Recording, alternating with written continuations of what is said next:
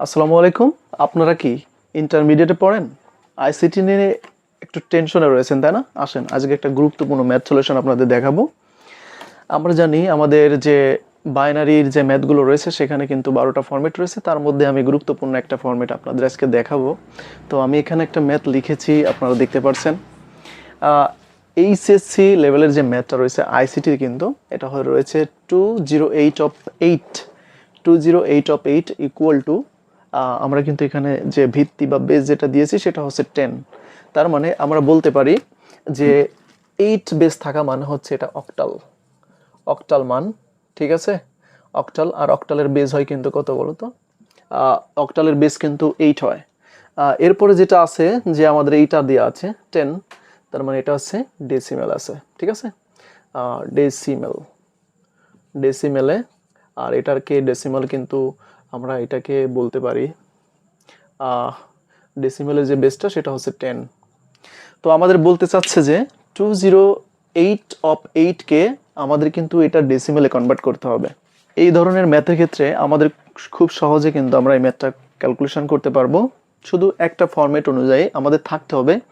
যদি কোনো সময় আমাদের ম্যাথে বলে থাকে অক্টাল থেকে ডেসিমেলে কনভার্ট করো, সেই ক্ষেত্রে আমাদের এখানে যে বেস থাকবে, জাস্ট বেস দ্বারা কিন্তু আমাদের এই প্রতিটি সংখ্যাকে গুণ করতে হবে, ঠিক আছে? যেহেতু এখানে দশমিকের পার্ট নাই, তার মানে আমরা এইটাকে যদি ক্যালকুলেশন করি 2 ইন্টু যে বেস থাকবে সেইটা দ্বারা আমরা গুণ দিব এবং প্রতিটা সংখ্যা গুণে দেওয়ার পরে যোগ দিব। তাহলে 0 গুণ 8, তারপর আমরা কি দিব? যোগ, তারপরে 8, আমাদের যে পাওয়ারটা বেস রয়েছে সেটা আমরা 8 দিচ্ছি, ঠিক আছে? তো এই ফরম্যাট অনুযায়ী আমাদের প্রথমে পাতাতে হবে। তো এটা রয়েছে কিসে? অক্টালে। যেহেতু এর বেস 8, তাই আমরা প্রতিটা সংখ্যাকে কিন্তু 8 8 8 দ্বারা গুণ করেছি। গুণ করার পর আমাদের এই যে শেষের যে ডিজিট থাকবে সেই ডিজিট থেকে আমাদের পাওয়ার 0 বসাতে হবে, কারণ আমাদের একটা নিয়ম রয়েছে 1 2 3.321। এরকম যদি কোনো কিছু থাকে, দশমিক থাকে, তাহলে সেই ক্ষেত্রে আমাদের এই পাওয়ারটা বসানোর নিয়ম হচ্ছে ডান থেকে বামে, দশমিকের থেকে ডান দিকে আসতে হবে এবং দশমিক থেকে বাম দিকে যেতে হবে, ঠিক আছে? তো আমাদের কাজটা হবে এই যে দশমিক বিন্দু, দশমিক থেকে আমাদের কিন্তু এই দিকে আসতে হবে, আর দশমিক থেকে ওই দিকে পাওয়ার বসাতে হবে। তার মানে আমরা যদি দশমিকের এই পাওয়ারগুলো বসাই, তার মানে প্রথমটায় 0, তারপরে 1, তারপর হচ্ছে 2, আর এই দিক যখন যাব আমরা, সেই ক্ষেত্রে কিন্তু আমাদের এই -1 -2 -3 এরকম করে বসবে, ঠিক আছে? তো যেহেতু এখানে আমাদের কোনো দশমিকের পার্ট নেই, তাই আমরা এখানে দিয়েছি 8 এর পরে 0, তাহলে এই জায়গার প্রথম যে সংখ্যা, তাহলে এটাই 1 হবে, আর এটাই কত হবে বলেন তো?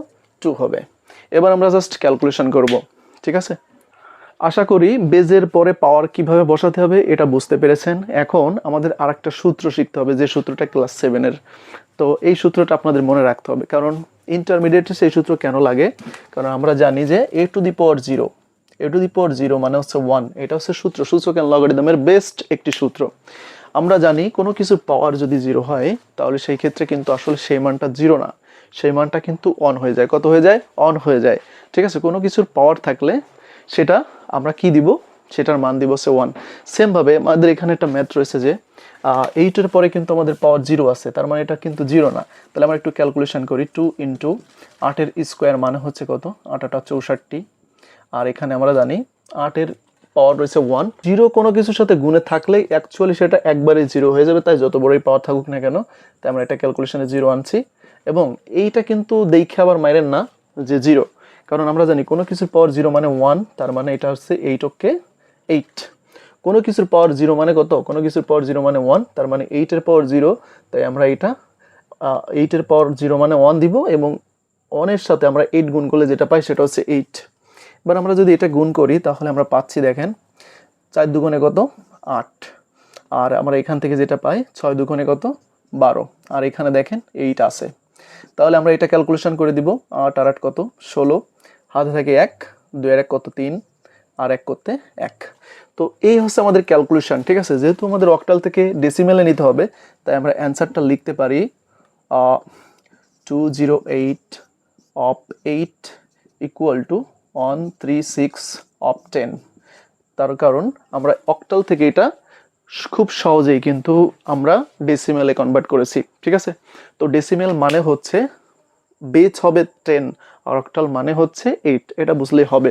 এবং এদের যদি মান চাই সেক্ষেত্রে আমরা জাস্ট এভাবে গুণ করে দিব এবং পাওয়ার বসিয়ে ক্যালকুলেশন করলে কিন্তু আমাদের ম্যাথ শেষ হয়ে যাবে।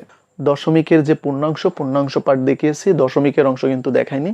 তো আপনারা যদি এই ম্যাথটার ক্যালকুলেশন দেখতে চান, 1 2 3 দশমিক হচ্ছে 540 অফ 8 ইকুয়াল টু হচ্ছে 10, মানে এটা দশমিক আছে। আপনারা যদি এই ক্যালকুলেশনটা দেখতে চান তাহলে অবশ্যই আমাদের কিন্তু কমেন্ট করবেন। এই জায়গায় যে কাজটা দিয়েছি সেটা যদি আপনারা সলিউশন দেখতে চান তাহলে সেই ক্ষেত্রে কমেন্টে অবশ্যই বলবেন এটা সলিউশন দেখানোর জন্য। ওকে, আজকের ভিডিও এ পর্যন্ত। সবাই ভালো থাকবেন। আসসালামু আলাইকুম।